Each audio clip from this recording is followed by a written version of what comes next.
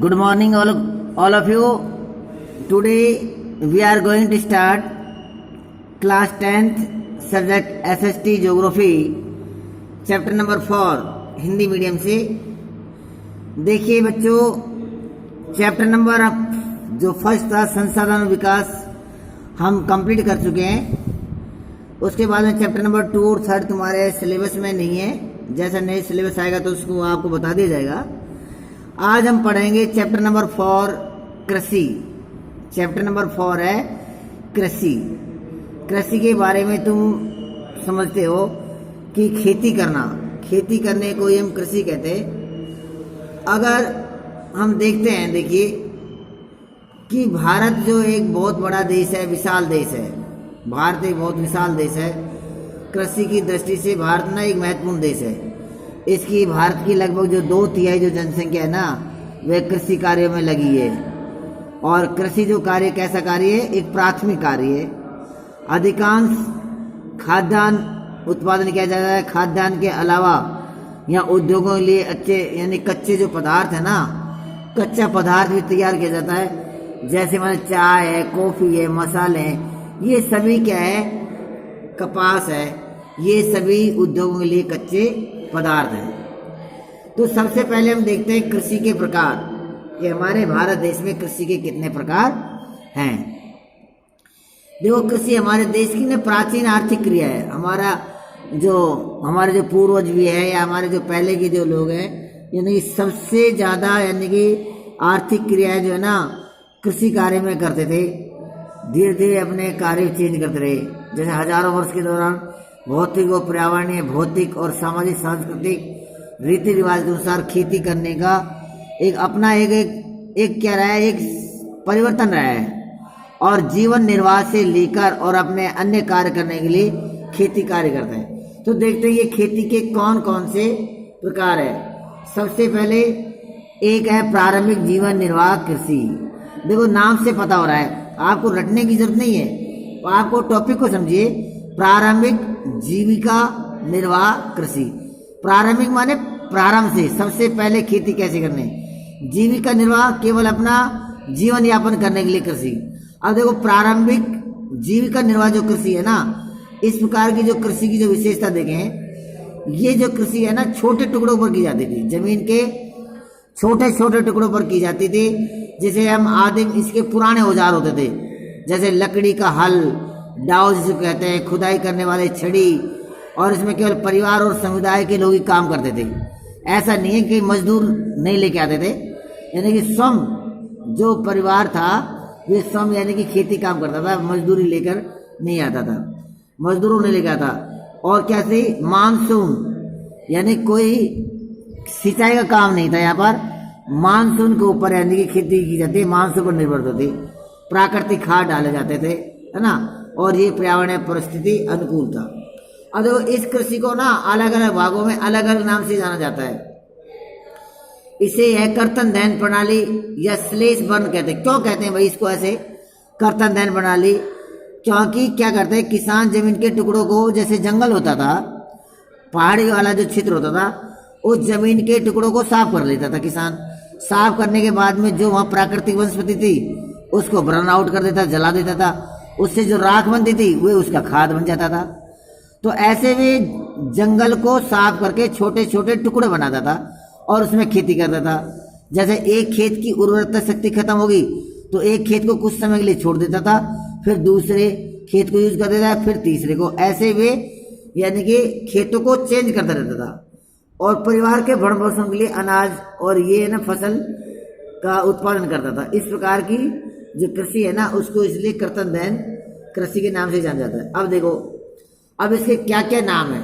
अब ये तो आप समझ गए कि कर्तन दहन या जो प्रारंभिक जीवन निर्वाह कृषि थी जो कैसी थी कि जंगलों को साफ किया जाता था। साफ करने के बाद में उसके अंदर प्राकृतिक जो वनस्पति थी उसको जला दिया जाता था।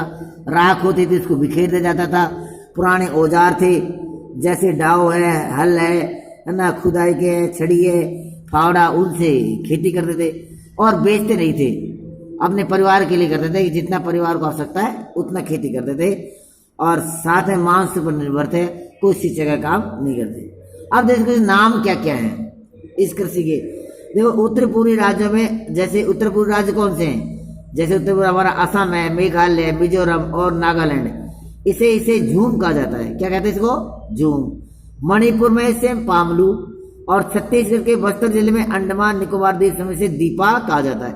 ये आपको बिल्कुल लर्न करने हैं, क्योंकि आपके जो ऑब्जेक्ट टाइप क्वेश्चन है भी इस प्रकार से बनते हैं। तो आपको ये करना है कि उत्तर पूर्व जैसे राज्य है वहाँ प्रारंभिक जीविका निर्वाह कृषि को क्या कहते हैं, तो आपका आंसर होगा झूम।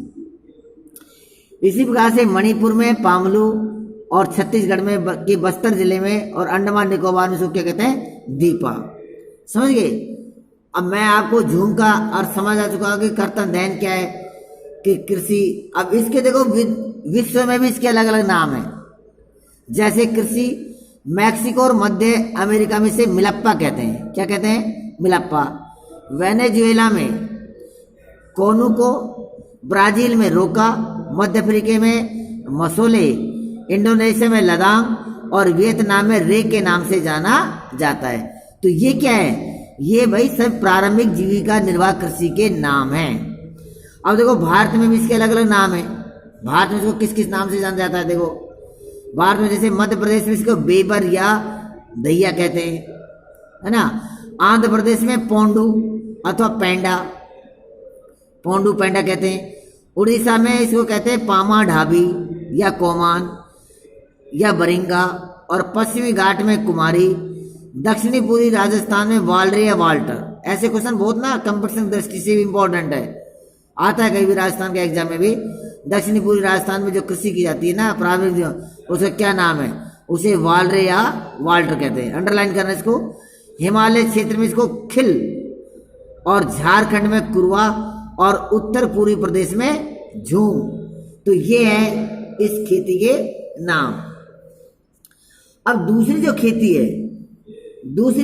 है ना हमारी, उस खेती का जो नाम है वे खेती है हमारी गहन जीविका कृषि। कौन सी है?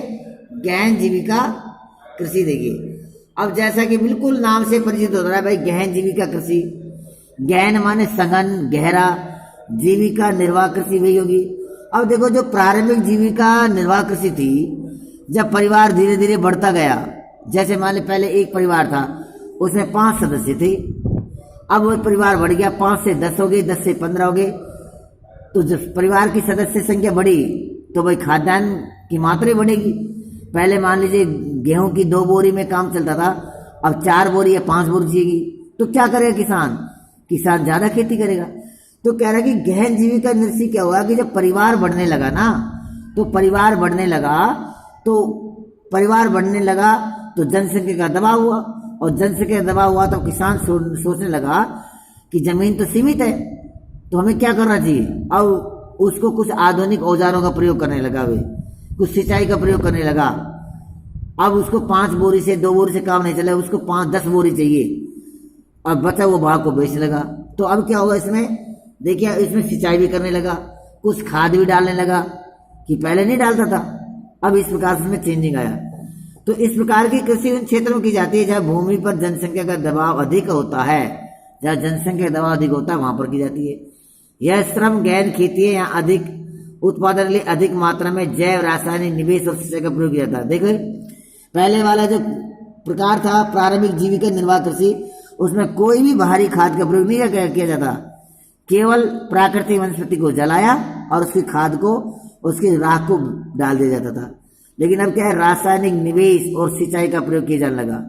कई बार आपसे जैसे पूछा जाएगा कि प्रारंभिक जीवन निर्वाह कृषि और गहन जीविका निर्वाह कृषि में क्या अंतर है, तो यही है कि गहन जीविका निर्वाह कृषि में रासायनिक निवेश, सिंचाई का प्रयोग, नए नए बीजों का प्रयोग किया जाने लगा, जनसंख्या अधिक दबाव वाले क्षेत्र में किए जाने, नए नए औजार का प्रयोग किया जाने लगा। लेकिन प्रारंभिक जीवन निर्वाह कृषि में ऐसा नहीं था। भू स्वामित्व में विरासत के अधिकार के कारण पीढ़ी दर पीढ़ी जोतों का आकार छूट गया। अब देखो जो जमीन है ना, ये हमारी पुश्तैनी है। पुश्तैनी मतलब पैतृक संपत्ति है। जैसे मान लिया आप किसी किसान के पास में 10 बीघा जमीन है, अब 10 बीघा जमीन है, उसके पास में 2 बेटे हैं, तो वे 5-5 बीघा जमीन बढ़ जाएगी। उसके बाद फिर उसके बेटे 2 बेटे, फिर उसमें और बढ़ जाएगी, तो उसके 5 की 2.5 बीघा हो जाएगी। तो इस प्रकार से जमीन क्या है कि धीरे धीरे हमारी पैतृक संपत्ति से वे के बट रही है। कह रहा है भू स्वामित्व में विरासत के अधिकार के कारण पीढ़ी दर पीढ़ी जोड़ों का आकार छोटा और अलाभप्रद होता जा रहा है। क्यों? एक तो मान लीजिए बड़ा खेत है तो उसकी आसानी से जुताई बुआई की जा सकती है। एक जमीन के छोटे छोटे टुकड़े हो गए तो टुकड़े होने से क्या है, जुताई बुआई में ट्रैक्टर को घूमने में या अन्य कृषि कार्य के औजारों में बड़ी दिक्कत आएगी, तो इसलिए ये इसको कहा गया है। नेक्स्ट इसमें किसान वैकल्पिक रोजगार रहने के कारण सीमित भूमि से अधिकतम पैदावार लेने की कोशिश करता है, अतः कृषि भूमि पर बहुत अधिक दबाव है। ये भी बिल्कुल ठीक है कि भाई जब जनसंख्या अधिक होगी तो उसकी आवश्यकता अधिक होगी, तो इसलिए अधिक पैदावार करने के लिए किसान क्या करेगा, नए नए खाद बीज तो डालेगा ही ना, तो नए नए खाद बीज का प्रयोग करेगा। तो क्या अंतर हुआ आपका? प्रारंभिक जीविका निर्वाह कृषि जो पुराने औजार पर, पुराने मेथड पर काम किया जाता था, केवल परिवार के भरण पोषण के लिए किया जाता था, मानसून पर निर्भर था, वही गहन जीविका निर्वाह कृषि है ना, सिंचाई पर आधारित होगी, आधुनिक औजारों पर, नए नए बीज के ऊपर और अधिक जनसंख्या दबाव वाले क्षेत्रों पर, और इतना उत्पादन किया जाने लगा कि जो परिवार का भरण पोषण करने के बाद में जो बच जाता था शेष भाग, उसको बाजार में बेच दिया जाता। आगे ये था आपका गहन जीविका निर्वाह कृषि। अब तीसरा जो प्रकार है वह है वाणिज्य कृषि। वाणिज्य के नाम से पता है कि वाणिज्य माने होता है व्यापार, यानी कि व्यापारिक कृषि। ऐसी कौन कौन सी जो फसल है जो मुख्य रूप से जिनसे व्यापार किया जाता है। अब देखिए इसमें इस प्रकार की जो कृषि होती है ना, वो मुख्य रूप से इसमें पैदावार के यानी कि गहन जीविका निर्वाह कृषि से कहीं ज्यादा रासायनिक उर्वरकों, कीटनाशक दवाइयों का प्रयोग किया जाता है। आज देखिए मैं एक एग्जाम्पल बताता हूँ। जैसे हमारी प्याज है, खाद्यान्न भी है, या मस्टर्ड है, जैसे सरसों है, या हमारे कह सकते हैं जैसे गन्ना है। अब इसमें पैदावार करने के लिए किसान नए नए बीज लाएगा, अच्छे अच्छे बीज लेकर आएगा, कीटनाशक दवाइयों का प्रयोग करेगा, कम समय में अधिक उत्पादन करेगा। क्यों? उसको तो पैसे की जरूरत है ना, तो व्यापार करेगा। तो इस प्रकार से जो हमारी जो वाणिज्य जो कृषि है उसमें नए नए बीजों का प्रयोग, HY सीड्स का प्रयोग कर रहा है, रासायनिक उर्वरक का प्रयोग कर रहा है, कीटनाशक दवाइयों का प्रयोग कर रहा है, जिससे वे उसको अधिक से अधिक लाभ हो। अब जैसे यहाँ पर एक उदाहरण है हरियाणा और पंजाब का। अब हरियाणा और पंजाब के अंदर चावल की खेती की जाती है, क्योंकि हरियाणा और पंजाब में चावल बहुत अधिक होता है। वहां पर चावल इतना अधिक पैदा होता है कि उनका उपभोग करने के बाद वे चावल को बेचते हैं। तो पंजाब और हरियाणा में चावल की जो फसल है ना, एक व्यापारिक फसल है, जबकि हमारे अगर हम राजस्थान में देखें तो हमारी व्यापारिक फसल नहीं है, क्योंकि हमारे इतना चावल होता ही नहीं है। अगर होता है तो केवल सिंचाई वाले क्षेत्र में थोड़ा बहुत चावल होता है, जो हम केवल खाद्यान्न के रूप में कर सकते हैं इसका प्रयोग। तो हम कह सकते हैं किसी स्टेट में हो सकता है कोई फसल है ना, वहां पर जो व्यापारिक रूप में है, तो हो सकता है दूसरे स्टेट में वे केवल उसके जीविका निर्वाह के लिए भी कृषि होती है। जैसे पंजाब और हरियाणा में चावल वाणिज्य की फसल है, परंतु उड़ीसा में यह एक जीविका फसल है। समझिए कि उड़ीसा के अंदर इतना चावल नहीं बोया जाता कि वहां के लोग उस चावल को बेच सकें। वहां तो केवल इतना ही चावल उत्पादन किया जाता है कि वहां के निवासियों को केवल पेट भरने के लिए काम है, वे बेच नहीं सकते। जबकि पंजाब और हरियाणा के लोग तो चावल को बेचते भी हैं। अब देखो जो वाणिज्य कृषि जो हमारी है ना, ये वाणिज्य कृषि के अंदर इसका एक भाग है रोपण कृषि है। रोपण कृषि जिसको पौध बनाकर उसको तैयार किया जाता है, ये भी वाणिज्य कृषि का ही भाग है। रोपण कृषि भी एक प्रकार की वाणिज्य खेती है। वाणिज्य का मतलब आप समझ गए व्यापार, है ना। इस प्रकार की खेती में लंबे चौड़े क्षेत्र में एकल फसल बोई जाती है। क्या होता है कि लंबे बड़ा क्षेत्र, बड़े बड़े खेत होते हैं फील्ड, और वहाँ जैसे चाय के बाग लगा दिए आपके, है ना, आम के बाग लगा दिए, अमरूद के बाग लगा दिए, यानी कोई सब्जियों के बाग लगा दिए, है ना। आजकल तो ग्रीन हाउस चल रहे हैं, बहुत बड़े बड़े ग्रीन हाउस बना दिए, तो उसमें ग्रीन हाउस में वे फसल होते हैं। तो ये प्रकार की ऐसी कृषि है, ये ऐसी कृषि है जिससे व्यापार किया जाता है।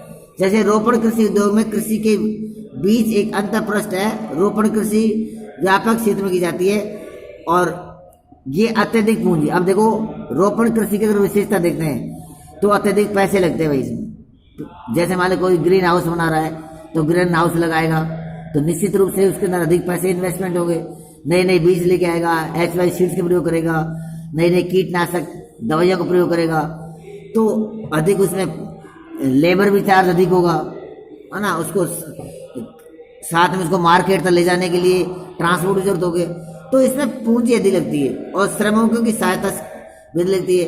इससे प्राप्त सारा उत्पादन उद्योग में कच्चे माल के रूप में किया जाता है। अब देखिए कौन कौन सी जो क्रॉप्स है जो मुख्य रूप से हमारी रोपण कृषि में है।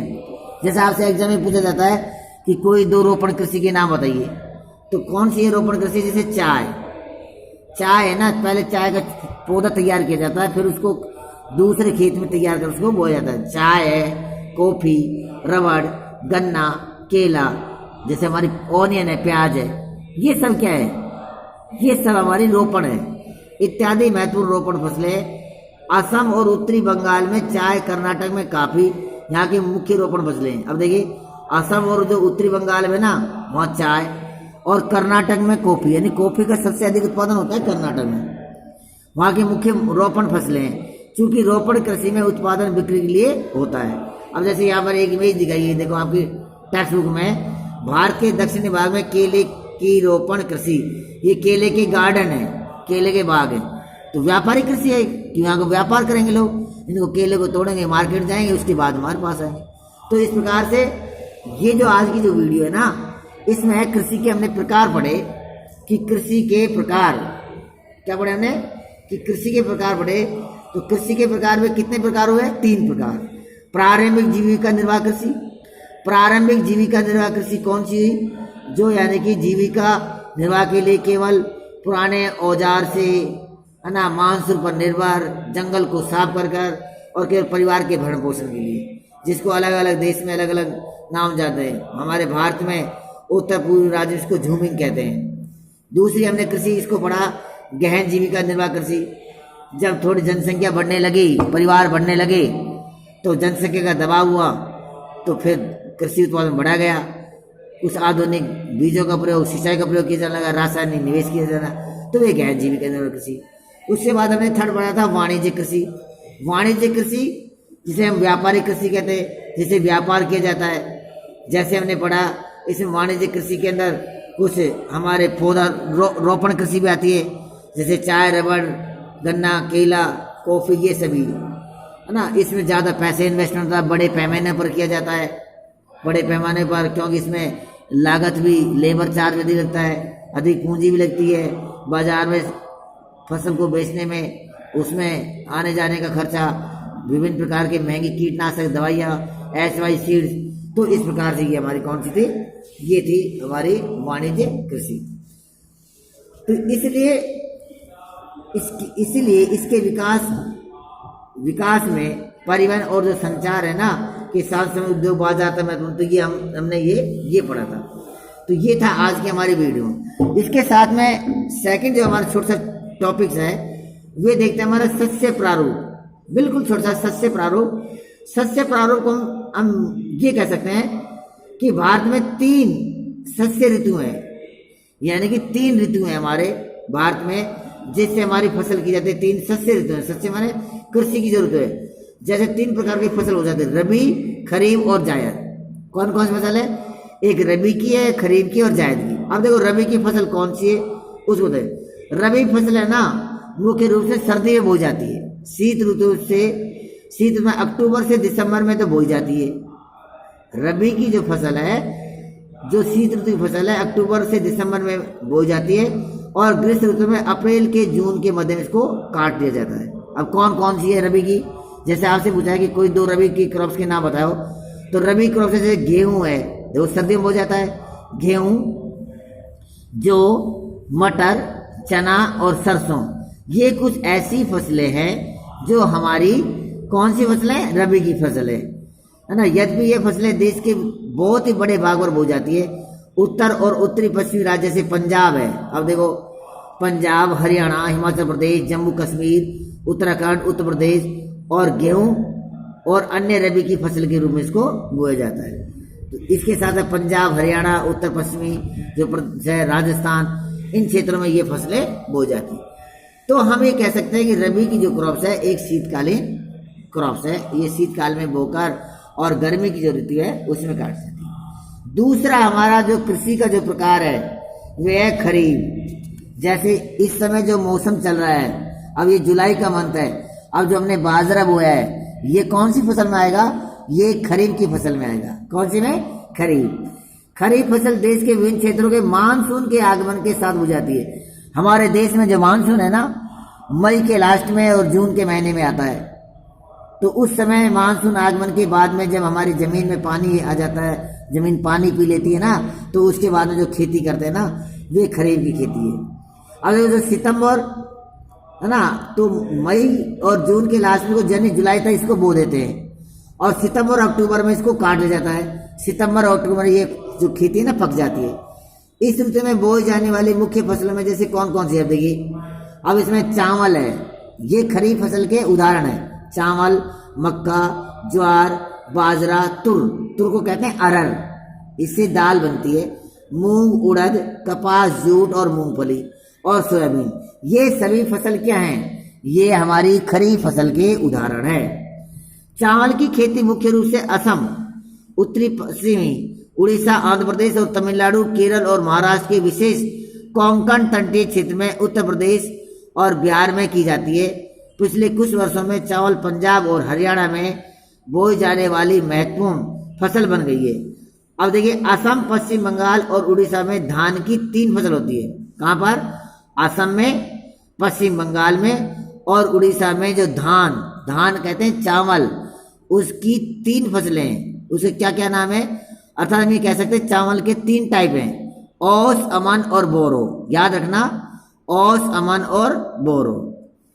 अब रबी और जो खरीफ की जो फसल है ना, उसके बीच में एक छोटा टाइम पीरियड है।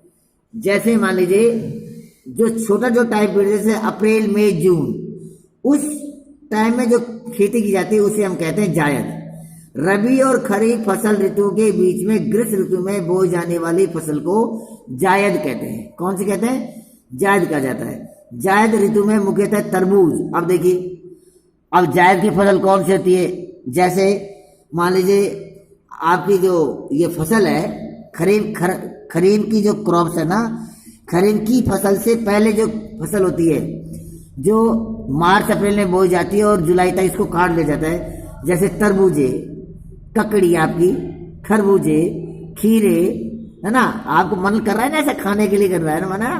तो ये जो जितने भी है ना सब्जियां, जैसे तरबूज है, खरबूजे है, खीरे है, ककड़ी है, सारे सब्जी है, इनके साथ साथ में जो पशु चारा है ना, जो हमारे पशु चारे की फसल की भी खेती की जाती है। जैसे किसी क्षेत्र में इसको कासनी बोलते हैं, कहीं इसको ज्वार की बोलते हैं, कहीं चरी बोलते हैं ना। ये पशु चारे की फसल है। गन्ने की फसल की तैयारी होने में लगभग 1 वर्ष लगता है। तो इस प्रकार से आज के जो वीडियो हमने ये पढ़ा कि हमारे जो भारत के जो कृषि प्रधान देश है, 2/3 जनसंख्या कृषि कार्य में लगी हुई है और ये हमारा एक प्राथमिक व्यवसाय है। इस कृषि के हमको 3 भागों में बांटा गया था। कृषि के प्रकार है प्रारंभिक जीविका निर्वाह कृषि, गहन जीविका निर्वाह कृषि और वाणिज्य या व्यापारिक कृषि। और साथ में हमने पढ़ा शस्य प्रारूप। शस्य प्रारूप माने कृषि के 3 फसल ऋतु है, जिसमें हमने पढ़ा रबी, खरीफ और जायद। रबी, खरीफ और जायद के बारे में हमने पढ़ा। तो ये आज हमने कृषि के बारे में पढ़ा। इसको आप नोट्स बनाना और इसको अच्छी तरह से आप इसको लर्न करना। Okay, thank you, bye bye.